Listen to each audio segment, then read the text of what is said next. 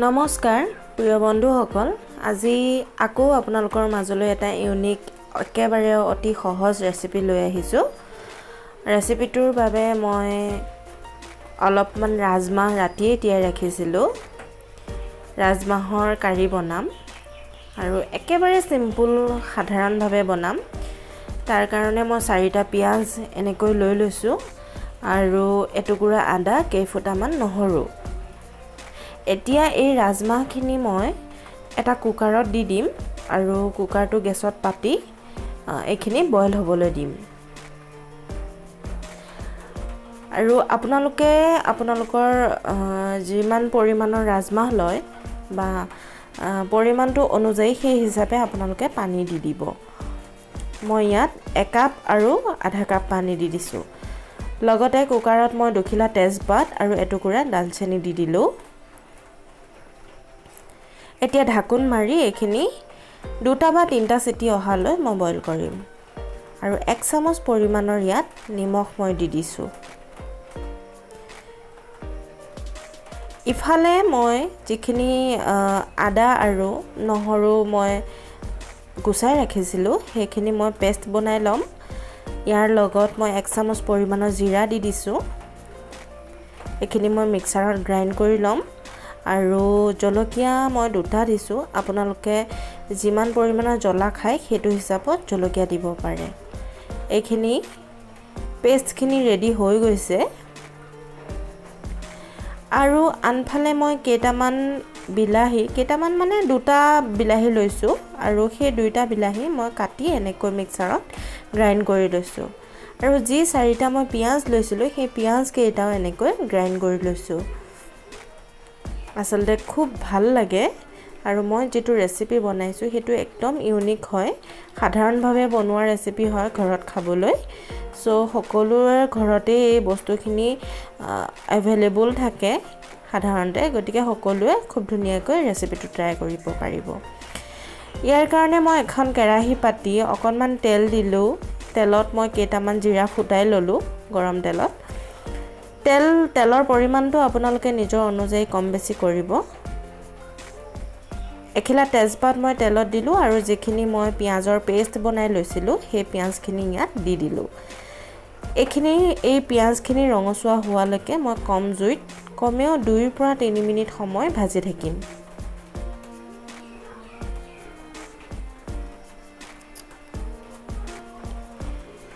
পিয়াজৰ কালাৰ আহালৈকে ভাজি থাকিলে খুব সুন্দৰ হয় আৰু এই ৰেচিপিটোৰ যিখিনি মছলা হয় সেই মছলা কাৰিটোৱে মেইন ইনগ্ৰেডিয়েন্ট হয় আৰু এয়া দেখিছেনে মছলা কাৰিখিনিৰ পৰা সাইডৰ ফালে তেল ওলাই গৈছে এতিয়া মই যিখিনি জিৰা আৰু আদা নহৰুৰ পেষ্ট বনাই থৈছিলো সেইখিনি মই দি দিলো এখিনিও মই 3 পৰা 5 মিনিট সময় কম জুইত ভাজি থাকিম যাতে তেলটো সাইডেদি ওলাই যায় তেলটো বিৰিঙি যায় আৰু মছলাখিনিয়ে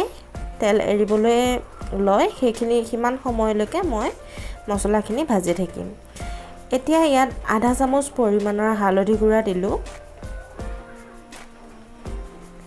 লগতে অকনমান জলকীয়া গুড়ি দি দিছো এখিনি মই ঘৰতে শুকুৱাই লোৱা জলকীয়া মিক্সাৰত গ্ৰাইণ্ড কৰি থৈছিলো তাৰ পৰা আধা চামুচ পৰিমাণৰ মই জলকীয়া দিছো আপোনালোকে নিজৰ সোৱাদ অনুযায়ী দি লব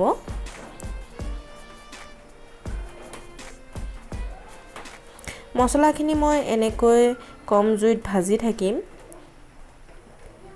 এতিয়া অকনমান ইয়াত পানী দি দিছো যেটো গ্ৰাইণ্ডাৰত মই গ্ৰাইণ্ড কৰিছিলো তাত যিখিনি মছলা লাগি আছিল তাতেই মই পানী দি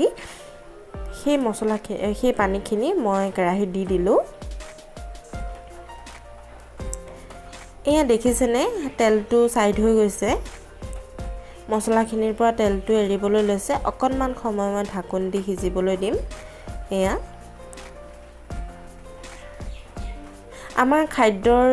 কাৰি হক বা যিকোনো আমি খাদ্য বনালে যদি মছলাযুক্ত খাদ্য বনাও সেই মছলাখিনিৰ ওপৰতে খাদ্যৰ মানে সোৱাদটো নিৰ্ভৰ কৰে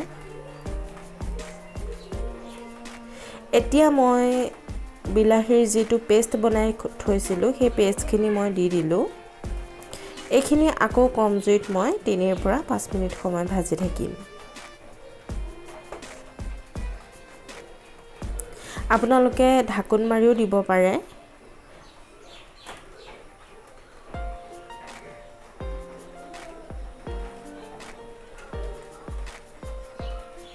এইখিনি ভাজা হৈ গৈছে ইফালে এইখিনি ৰাজমাহখিনি দেখিছে মই বইল কৰি থোৱা পানীৰ পৰা মই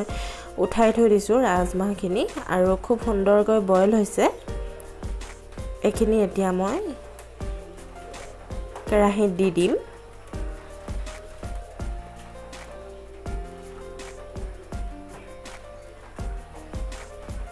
আৰু মছলাখিনিৰ লগত গোটেইখিনি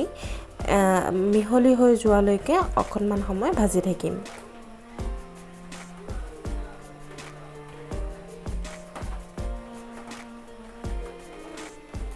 হয়তো বহুতে বেলেগ ধৰণে বনায় ৰাজমাহৰ জুতি সো মই যেনেকৈ বনাইছোঁ সেই জুতিটো আপোনালোকক দেখাবলৈ বিচাৰিছোঁ আপোনালোকে হয়তো মোতকৈ বহুত ভালকৈ বনাব পাৰে আৰু ৰাজমাহ বইল কৰা যিখিনি পানী আছিল সেই পানীখিনি মই ইয়াত দি দিছোঁ আৰু এইখিনি মই উতলিবলৈ দিম ফেনখিনি যে দেখিছে ফেনখিনি মই আঁতৰাই দিম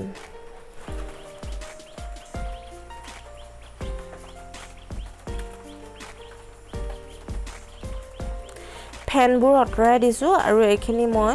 গ্ৰেভি হোৱালৈকে উতলিবলৈ দিম মই বহুত বেছি পানীটো কম নকৰোঁ বাৰু অকণমান জুলীয়া হ'লে ভাল পাওঁ আমাৰ ঘৰত সকলোৱে অকণমান জুলীয়া হ'লে খাই ভাল পায় জুল বেছি প্ৰয়োজন হয় আপোনালোকৰ নিজৰ ইচ্ছা অনুসৰি গ্ৰেভিটো বনাব পাৰে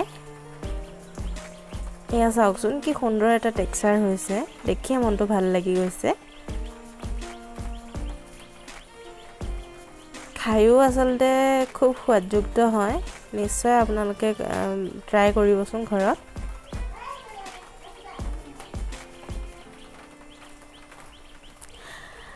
আপোনালোকে ভিডিঅ'টো প্ৰথমৰ পৰা শেষলৈ চোৱাৰ বাবে বহুত বহুত ধন্যবাদ জনাইছোঁ এতিয়া মই শেষত অকণমান ধনিয়া গুৰি ছটিয়াই অকণমান সময়ৰ কাৰণে ঢাকি থৈ দিম আৰু কাৰীখিনি মই অকণমান সময়ৰ কাৰণে ঠাণ্ডা হ'বলৈ দিম তেতিয়া আচলতে খুব ভাল লাগে ঠাণ্ডা হোৱাৰ পিছত যিকোনো তৰকাৰী সোৱাদযুক্ত হয় আৰু এইখিনি মই এটা বাতিলৈ উলিয়াই লৈছোঁ যদি আপোনালোকে মোৰ ভিডিঅ'টো চাই ভাল পালে তেনেহ'লে প্লিজ লাইক কৰিব শ্বেয়াৰ কৰিব আৰু মোৰ চেনেলটো ছাবস্ক্ৰাইব কৰি দিব মোৰ চেনেলটো যিসকল নতুন হয় সেইসকলে প্লিজ মোৰ চেনেলটো ছাবস্ক্ৰাইব কৰি দিব লগতে কাষতে থকা বেল আইকনটো টিপি অল কৰি দিব যাতে আহিবলগীয়া নতুন নতুন ভিডিঅ' ৰেচিপিবোৰ আপোনালোকে আগতীয়াকৈ পায় ধন্যবাদ